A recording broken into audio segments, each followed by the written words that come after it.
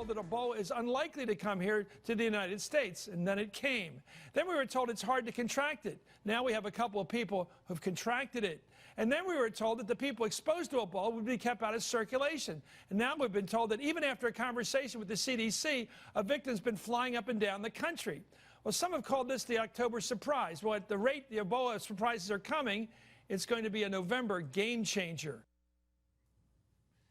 All right, well, I don't know about that, but joining us right now is David Horowitz, founder and president of the David Horowitz Freedom Center and editor of FrontPage Magazine. Hello, my friend. Hello. Well, I good to talk to you again. By the way, we also have the. I'm sorry. We also have your book out on the screen. I fervently hope so. This country is going to the dogs. I mean, this country is in deep, deep trouble, and we got another 2 years of Obama. So I'm hoping there'll be it won't be close in the November elections. American people have to wake up, and conservatives have to wake up and stop sitting on their hands when they don't get everything that they want. We lost the last election, the presidential election, because too many conservatives didn't go to the polls because they weren't that happy with Mitt Romney. We're in a battle for the life of this country, and we need more people to understand that. That's absolutely right. And you talk about David, you talk about waking up, and your piece, Thank You, ISIS, that appeared in National Review, you talk about how the beheading videos that ISIS made and those coming into our living rooms to one extent or another have, in fact, woken us all up.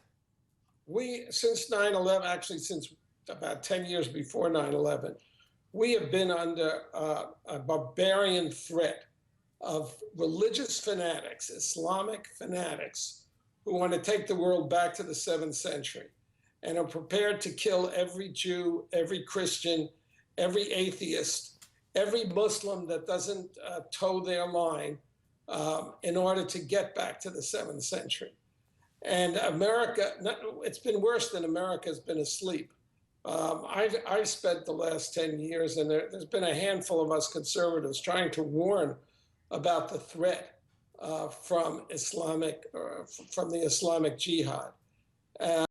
And we've been ridiculed, we've been called Islamophobes, we've been made fun of, we've been marginalized, so that the great American out there hasn't really heard our voices.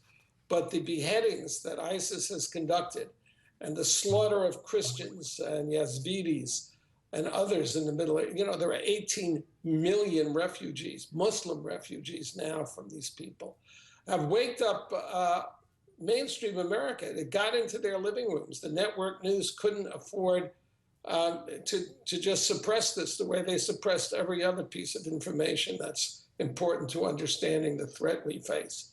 And there's another aspect. But David, as you put, yeah, go ahead. Well, listen, a major aspect of this, which Republicans better exploit, which is that the Democratic Party has waged a 13-year war or 12-year war against the war on terror.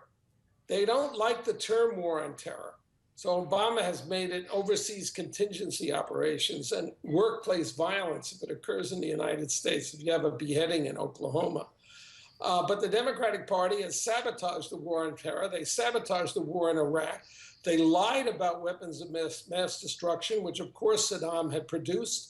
They lied in saying that that was the main reason for the war. It wasn't. The main reason was to stop Saddam Hussein from his determination to build those weapons of mass destruction. The Democrats have crippled the war against these Islamic fanatics, and they're still doing it.